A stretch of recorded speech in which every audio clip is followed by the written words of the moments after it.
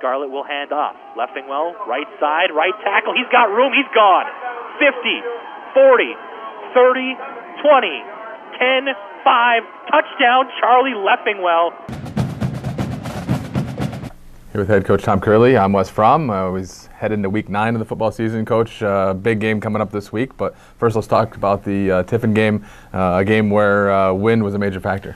It was. It was 52 points, I think, scored in the game, Wes, and all 52 of them, came in the same direction. I think every kickoff but one was out of the end zone. People were starting on their own 25 going into the wind.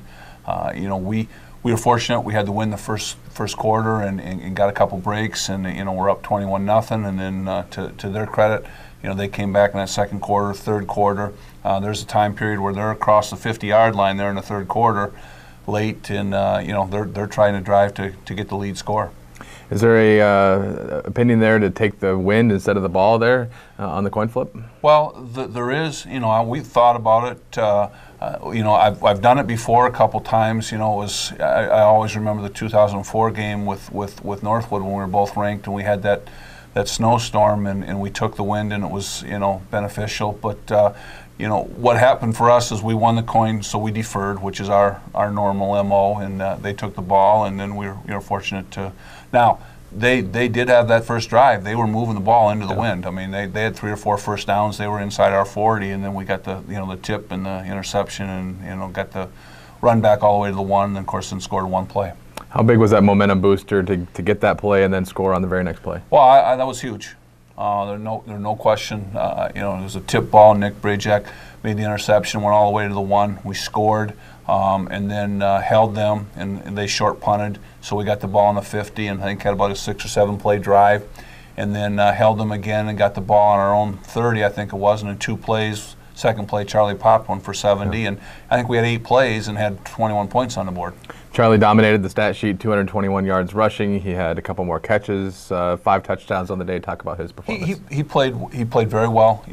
Charlie goes north and south. He runs with some power, and he comes out the other end. He's not a burner, not a speed back. The one he popped, that when he crossed the line of scrimmage, the way that they'd set their defense up and popped that one, he was gone.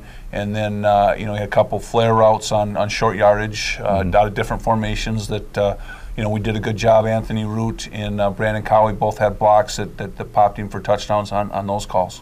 Tyler Scarlett, not flashy numbers, but again gets the job done, and he seems to, all he does is win. He's got a lot of wins in his career. He manages a game as well as anybody. It was a situation there into the wind. It's tough to throw. They'd made the decision that they were going to bring 35 guys on the line of scrimmage and play man coverage, and sometimes that can get you, and especially if you don't have the help with the wind. But in the fourth quarter. He's got a 3rd and 8, and he hits Brandon Cowie, and then we run a mesh route to get the next one for a first down, and we're in the end zone, and now we're 2 scores up with the wind, and I think that drive was really a big drive for us. You guys got outgained in total yardage, gave up over 400 yards, but under 100 in the rushing game. You really limited their rushing attempts and yards, and it seemed like you bent a little bit, but never really broke in the game. That's a good word. We did. They're a handful. They ran probably more empty than we'd expected. They had three to one side and 2 to the other, and running concept routes on one side and 2-man combination routes on the other. And as soon as you go out to cover him, that quarterback, and he's very, very athletic. I mean, he's on their basketball team, and he I think he had 16, 17 rushes, and they didn't hand the ball off much, but he had the ball in his hands just about every play. Well, it's a big road win. You moved to 7-1 on the season. You come back. You're at home now for the rest of the regular season, but a big one coming on Saturday. Ashland coming in. They're 8-1. A big matchup, and I think you had mentioned earlier on your radio show. It's the playoff start this week. Well, they do.